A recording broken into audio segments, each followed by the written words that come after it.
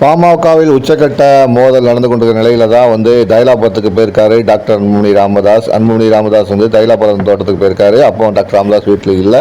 அந்த ராமதாஸ் வீட்டில் இல்லாத நேரத்தில் அன்புமணி ராமதாஸ் சென்று தன் தாயாரை சந்தித்து சரஸ்வதி அம்மாவை சந்தித்து பேசியிருக்காரு. இந்த சந்திப்பு சுமார் 1 மணி நேரத்துக்கு மேலே முடிச்சிருக்கு.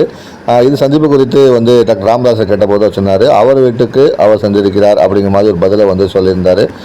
இந்த நிலையில் டாக்டர் ராமதாஸ் ஒரு குண்டை தூக்கி போட்டிருக்காரு. என்ன சொன்னார்னா, என் வீட்டில் நான் உட்கார்ந்திருக்கும் இடத்துல ஒட்டு கேட்கும் கருவி வைக்கப்பட்டிருக்கு, என்னுடைய குரல் ஒட்டு கேட்கப்படுகிறது அப்படின்னு ஒரு தகவல் சொல்லியிருக்காரு. அதாவது என்னுடைய குரலை யாரோ ஒட்டு கேட்டு சொல்கிறார்கள், ஒட்டு கேட்கும் கருவி என்னுடைய நாற்காலியிலே பொத்துப்பட்டிருப்பதை நான் கண்டுபிடித்திருக்கிறேன் இந்த மாதிரி ஒரு குண்டை தூக்கி போட்டிருக்காரு.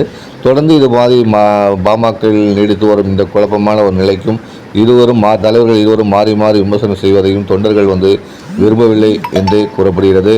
எந்த தனியும் இந்த பிரச்சனை அப்படிங்கிறதான் அந்த இதில் தான் அவங்க இருந்துட்டுருக்காங்க. அப்பிரச்சனை வளர்ந்து கொண்டே செல்வது பாமகவிடையே ஒரு விதமான ஒரு அதிருப்தியும் கவலையும் ஏற்படுத்திக்குன்னு சொல்லலாம்.